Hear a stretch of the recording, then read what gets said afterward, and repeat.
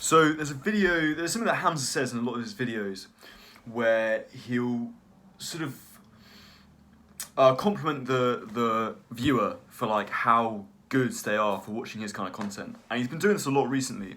Like he'll start the video by saying, before I start this video, like, just want to say, respect to you for watching my kind of content.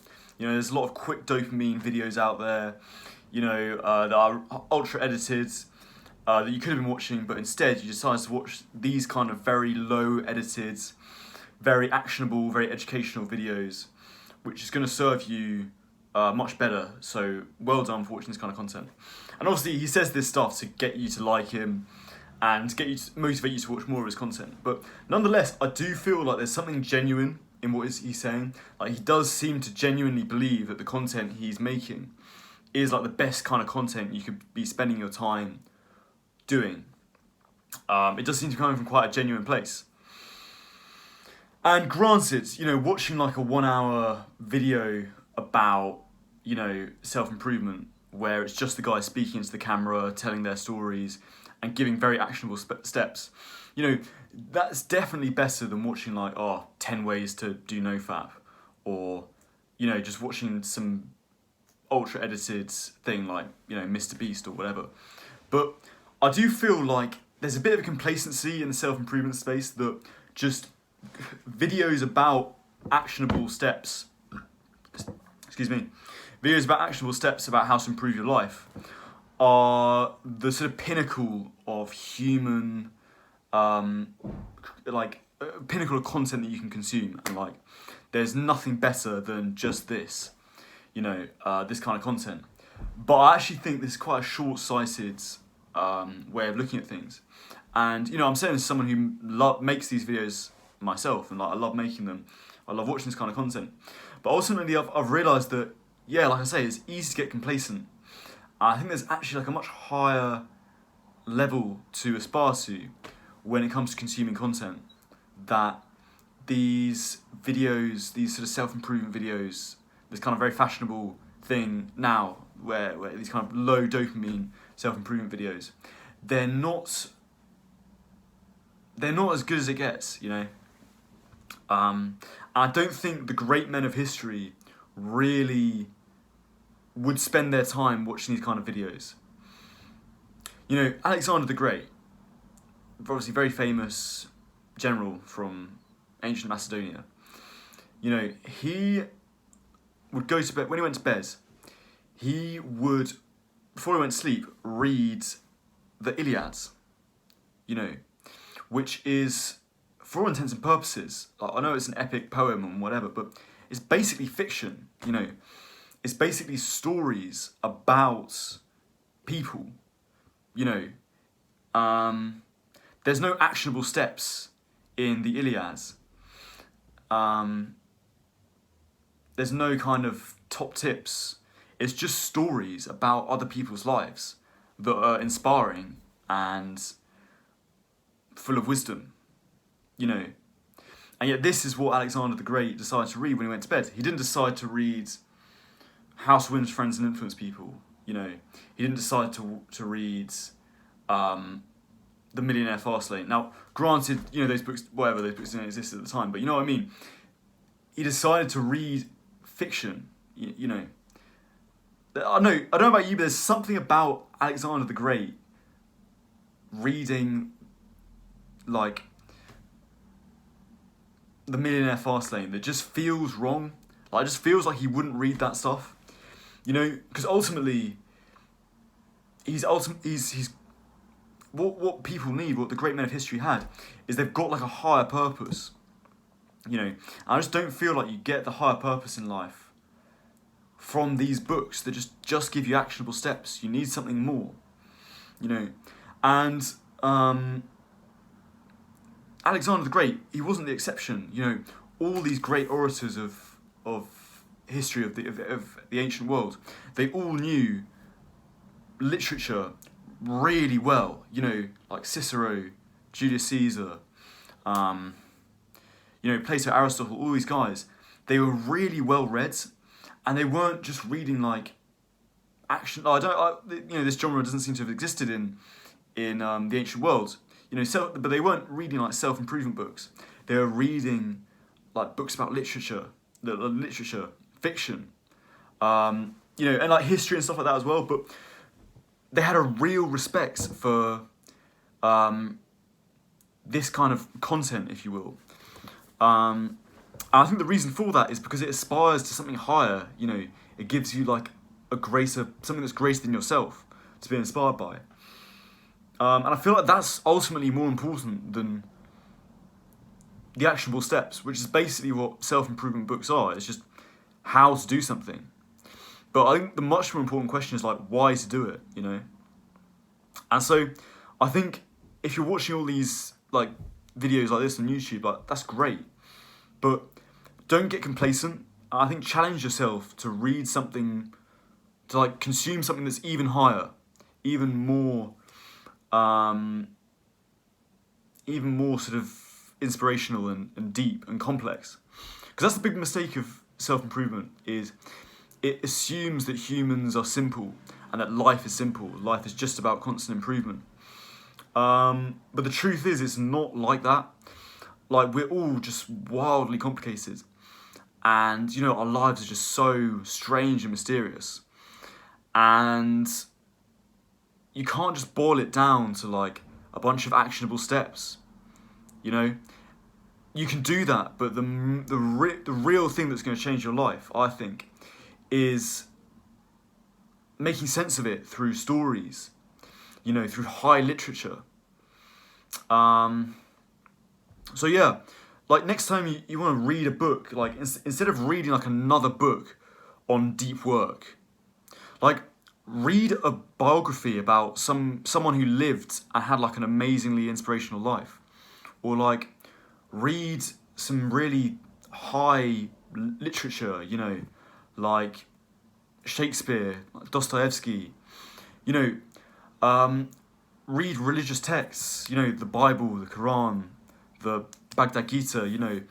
Obviously these books are much harder to read, like, you know, start with something easy, but I think there's so much more benefit to reading these kind of books because they give you like a real sense of what it means to be human that self-improvement just doesn't, because self-improvement is just about the actionable steps, you know.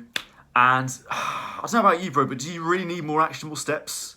You know, do you really need another top 10 ways about how to run a business, how to make money online, you know? Is that really why, like, you wake up in the morning and you don't feel like you have a purpose?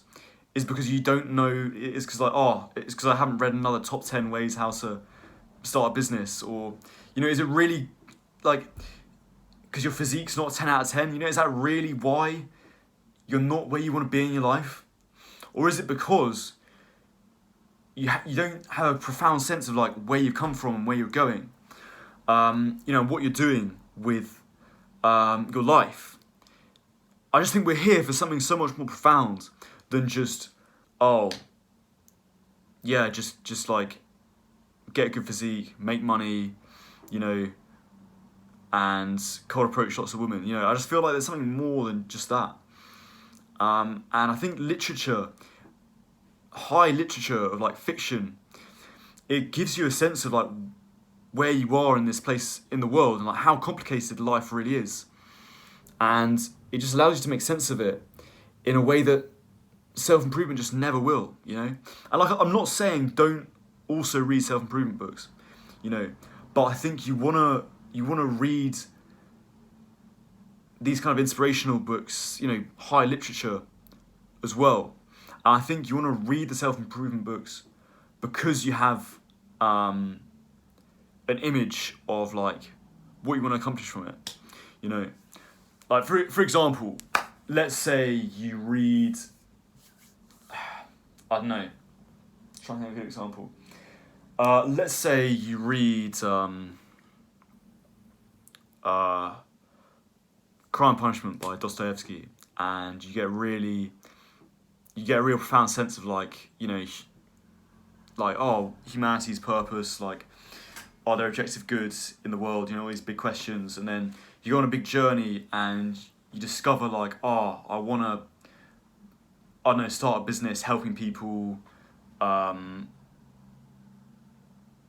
you know, I don't know, whatever. But like, you get inspired by reading these books, and it gives you an idea of like, this is why I want to start a business, you know, because I've gone, like, it just makes sense, you've made sense of the world through this kind of literature.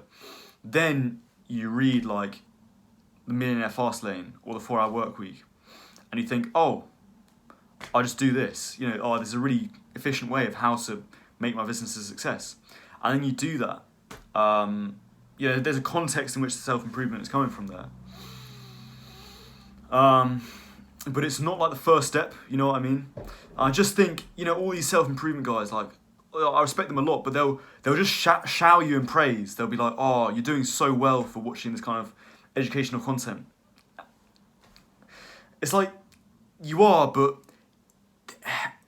just because you got from level 0, which is watching like Mr. Beast's videos, you know, or Andrew Tate shorts, just because you got from level 0 to level 1, it doesn't mean that you're living your life to your full potential.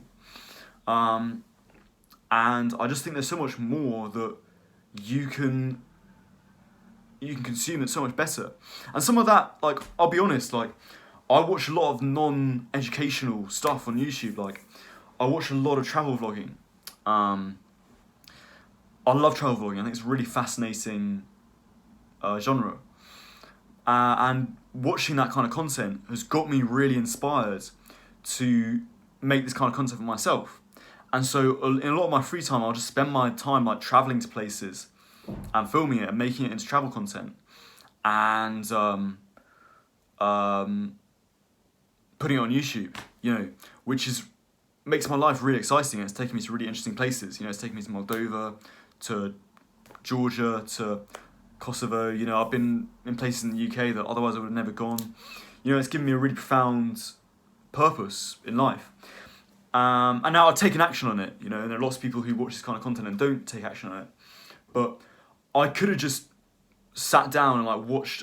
I wouldn't have had these experiences that I got from making travel videos if I just thought, oh, I'm just going to watch another Hamza video. Oh, but it's an hour long and it's just him talking, so it's fine. You know, it's low dopamine.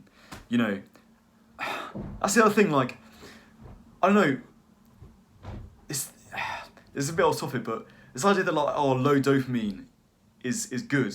It's like, I get where he's coming from, but I feel like a lot of these self-improvement videos, like, just because it's not ultra edited doesn't mean it's automatically really high value, you know? And you can just have, like, some of these videos, like, you can just have the guy just whispering on for hours about, you know, how much of a success he is.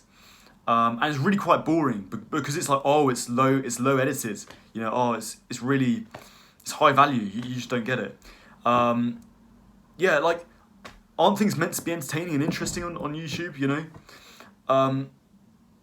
No, they can be interesting in a higher way than just like high dopamine, whatever. But, you know, I just think with these videos that I'm editing for the travel vlogging, like, I'm making them high dopamine. Like, I want people to enjoy it.